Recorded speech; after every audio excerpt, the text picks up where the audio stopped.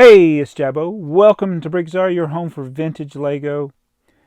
Today we're gonna have a little haul, and this haul involves a set that the piece count keeps changing. It's all over the place. Who knows what the piece count is? Actually, I know what the piece count is, but Lego doesn't seem to know what the piece count is. And we're going to talk about Lego themes that have been discontinued and how we feel about those.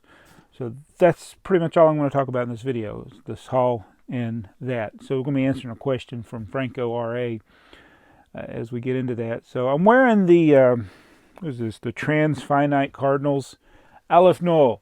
It's like, it's one of those special infinities. Like, not all infinities are the same. Some are bigger than others, apparently.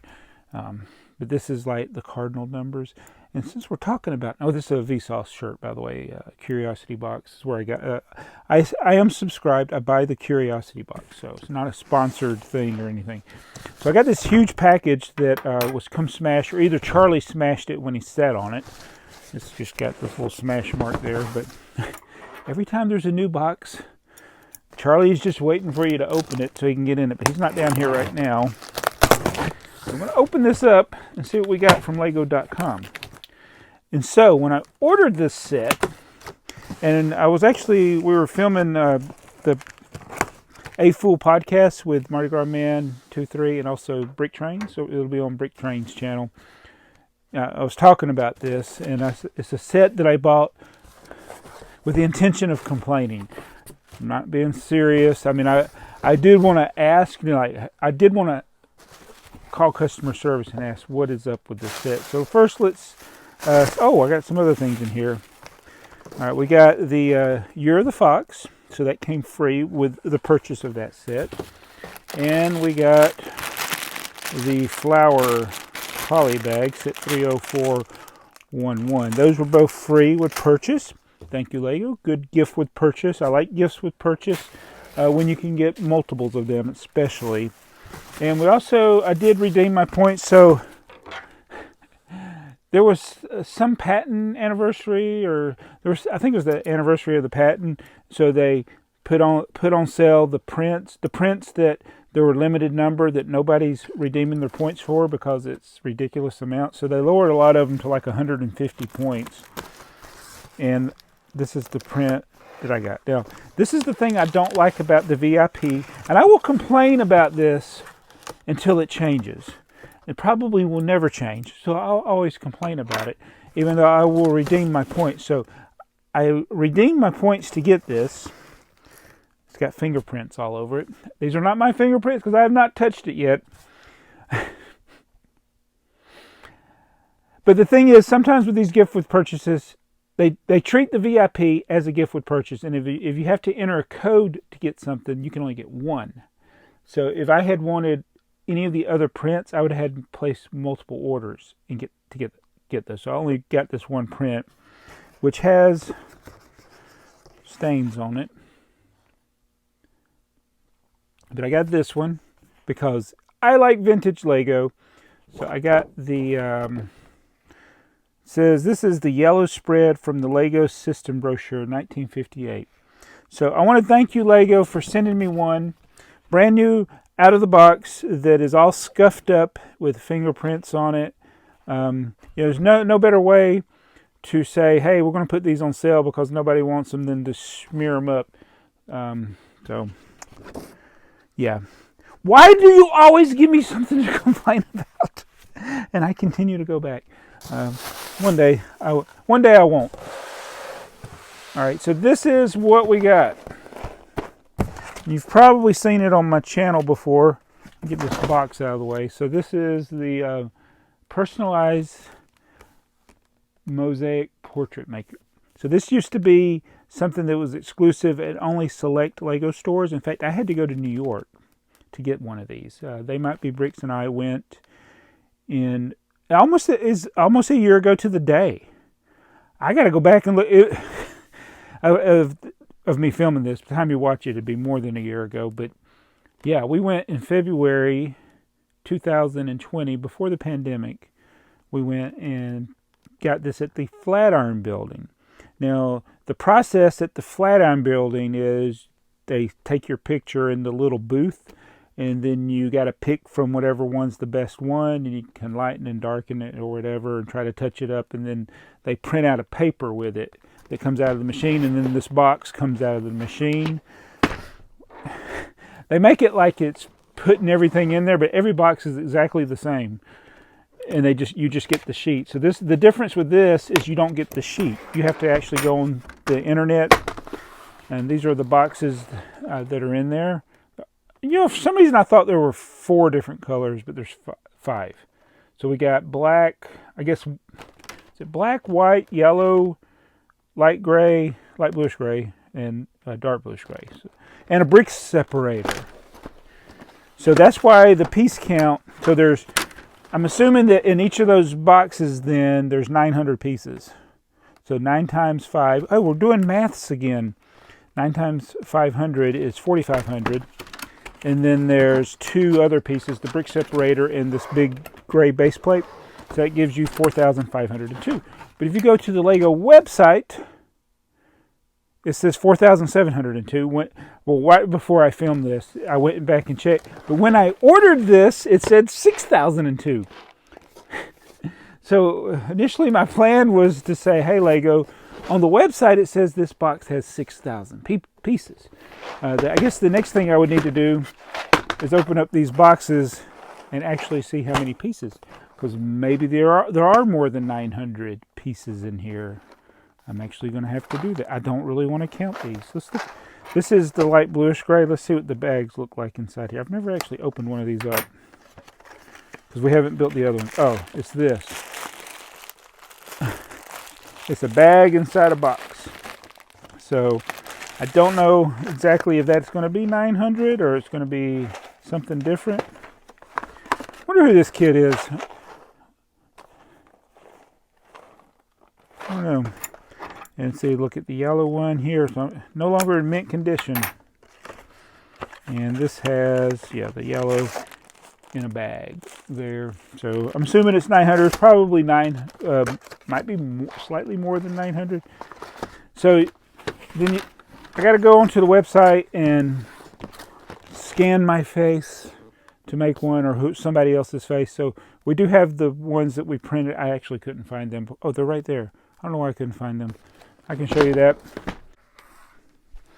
So these are the ones that we got from the Flatiron building in New York. And this is TheyMightBeBricks face. So that came printed out. So I think that's what's special about getting them in the store. And then this is BrickTsar. And I know I'm not a handsome dude. And I think with the Olsen, the dark circles under the eyes, it was hard. I wanted the eyes, like you can see the eyes, and it's just like, it's all dark. And so I want to try to use the app or go online. There's an app that you can make your own out of these, and then I'm assuming you can go on the Lego's probably got it where you can go on the website and do them.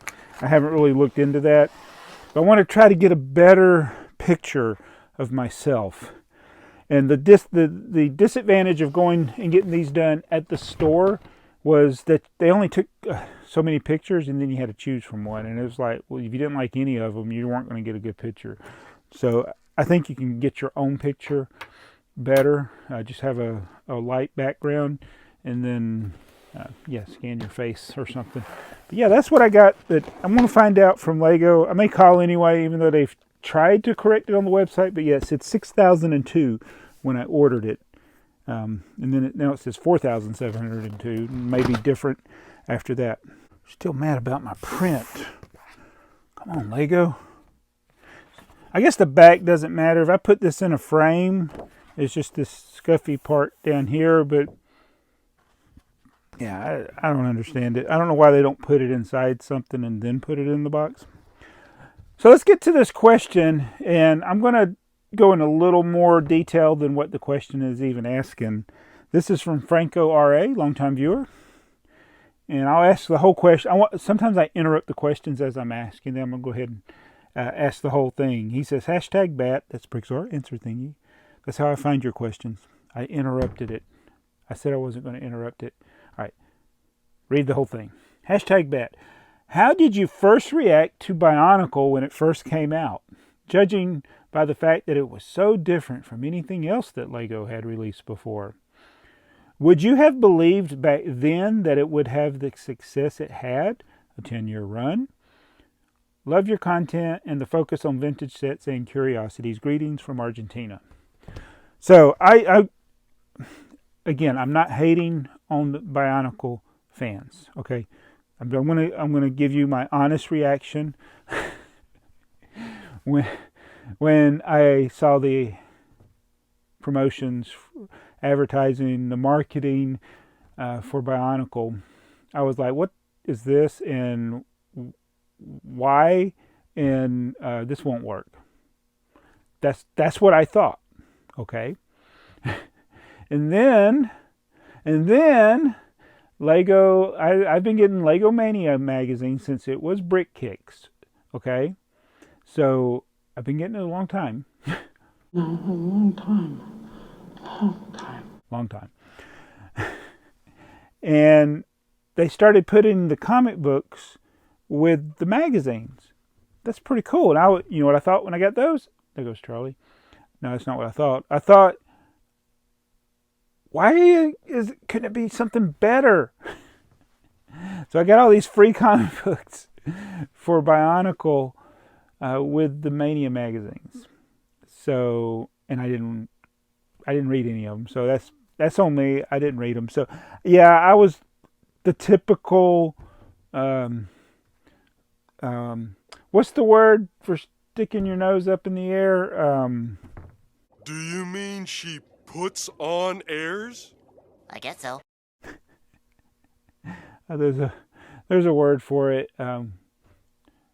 Hypersesquipedalian. I don't know. That's a foot and a half long. No, I can't remember what the word is for you sticking your nose up. I'm not doing that to Bionicle fans. It was not something I was interested in. So Bionicle ended up doing quite well at the beginning. It's interesting though, when you look at the other garbage that Lego was making in the late 90s and the early 2000s, there was a lot of pretty bad sets. Some of these things that I honor up here somewhere, there were some bad attempts at making Lego products. So the competition was slim. And in some of the good things that people would like today, there was only a handful of sets. Bionicle, the first year it came out, there was, I think, 30 different sets. So there was a lot to choose from, a lot of different sizes. And I think having a lot of smaller sets is good, because I was that kid when I was a kid. When I was a kid, I was the kid that could only afford the small sets. So having a larger number of smaller sets meant I was more likely to buy more sets. Because if there were only a few select small sets, I'm probably not looking at getting multiples when I was a kid. So it would have given me more opportunity to get sets. And you know, today there's the big focus on the bigger sets. You know, I'm like a lot of people, I like getting those sets, but it does get hard to afford them. And that's not what the question was about, though. He says, how did you first react? So that first reaction was like, there's another stupid theme that Lego's making. You know, I didn't buy Jack Stone back in the day. I didn't buy Belleville back in the day, although I did buy a Belleville set for my niece. So there were so many horrible things. Oh my goodness, it's bad. But I wouldn't have believed that it would have the success. So it did good. It had a long run, and it should be respected for that. So I know some of the Bionicle friends probably tuned me out at the beginning, but for it to last that long, it had to be because people were buying it. Lego would not have made that theme for that long if people were not buying it. And the Bionicle fans will say, well, you know, they had good marketing and it failed. The second generation failed because Lego didn't market it. They probably also didn't market the other things. But whatever reason it failed, it's gone now. But it had a really good run. And when I think about it, there are so many themes that Lego doesn't make anymore. And yeah, well, I think sometimes when it comes up, you're like, oh, it'd be neat if they made another set in that theme. But we don't pine away about them. We don't like. It's not something I'm just like depressed about or getting on the forums. I mean, I would like to have monorail back, but it's like I don't care. I don't worry about it.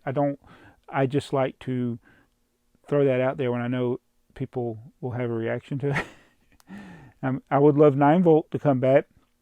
I know there's no doubt that none of that's ever coming back, so there's no point in asking for it. I totally get it, but I will still ask for it. Whenever I do a survey, I will put it on there. Whenever they ask what you would like to see, I will put it on there. But I know it's not ever coming back. And I don't. But think of other things like M-Tron. Some of those things that were on the 30 sets or 30 different themes that they had that you could vote from on that poll a few weeks ago. M-Tron, it's one of those themes that I passed on when it was in stores. I didn't get it. They only made 7 or 8 sets, and then it ran for like 2 years, and then it was gone. But now I went back and bought those sets, and I was like, hey, this is a good theme. It would be cool if they made another theme. It's cool when you go to shows and you see people making their interpretations of different things that fit in with the theme. It's really cool. M-Tron's probably not going to come back. They do make references to it from time to time, so that's cool. But that's just one example. I mean, Belleville. Is Belleville ever coming back? Does anybody want Belleville back? Probably not. Scala? No, but then Lego goes and makes Dots, which is essentially the early run of Scala. It's bracelets. Did you put Lego bricks on? I'm like, it's the same thing, just a little better. Okay, I'll give them that. It's a little better than original Scala, but you've done it before, Lego. So, okay, that's completely fine. I'm always for Lego trying new things, and I'm always hoping they'll try something that I actually like. Doesn't always happen. What are some other themes that have come and gone? Here's one that I didn't get. And when I say I didn't buy them when they were in stores. It was Adventurers. Oh, wow. When I go back now and look at the Adventurer sets, and I have picked up quite a few of them, I'm like, that was a really good theme, Adventurers. But, we don't have Adventurers now. And they've kind of done some things, Pharaoh's Quest or other things that kind of are similar to Adventurers. But, yeah, we don't have Adventurers anymore, but that was a really good theme. Studios was a pretty good theme, and I did buy Studio sets, but it actually, I think, was a failure. I think that as a theme failed. I think they made a lot more sets than people actually bought, and so a lot of those ended up on clearance. And the camera was terrible.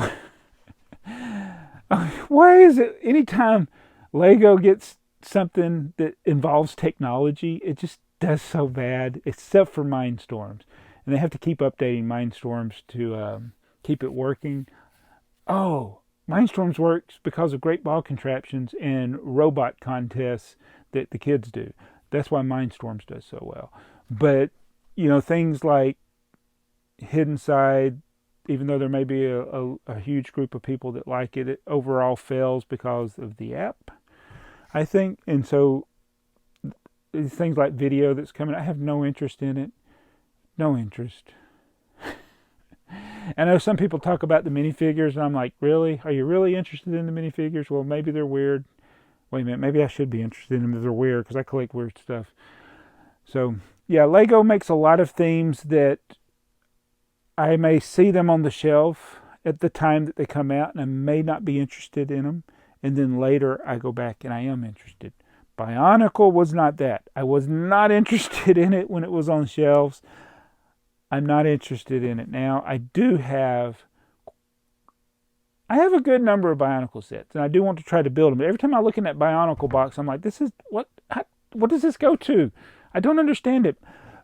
And so, Bionicle fans, this is for you. I'm just not smart enough for Bionicle. I can't pronounce the names. I feel like when C-3PO was translating for Jabba the Hutt, that's what the names are. R2-D2, that type of stuff. I can't keep up with the names. And I think that for a theme to do well, Sometimes people say that like Ninjago does well because the connection with the show, and that's probably true. Bionicle did well when there was movies or comics or other things that could tie in. I'm 52 right now. I've never cared about the storyline of these things. So that's just me. I'm an old man. Even as a kid, I kind of did the things in my head. I didn't need to know what the character's name was. Of course, I didn't have minifigures. So now I'm... So that, I think it's... Lego sets should be able to appeal to both to people who like the story that goes with it and people who don't care about the story. If you can't enjoy it without knowing the story, then you're probably not going to buy it. So I don't know. I hope that Lego does make something for Bionicle fans. I think it would. I think a good thing that Lego could do going forward is every so often, maybe every quarter, do a throwback set. Do a set, and it doesn't have to be a reproduction of a previously released set in modern. It could just be a set that goes with a discontinued theme. Try it, Lego. I guarantee you'll figure out which themes that people really like. You make an Adventurers throwback set. You make an M-Tron throwback set. A Futuron throwback set with the monorail. And you make a Bionicle one. Do it, Lego. I think it would be a great idea. I just don't know if you're going to do it because it's a great idea. You're probably going to make a stupid app, try to promote it like crazy, and then nobody wants it. You've done it so many times. Stop with the apps. All we care about is the brick. Even if that brick is a Bionicle brick. I'm done. Man, I didn't mean for it to be a rant.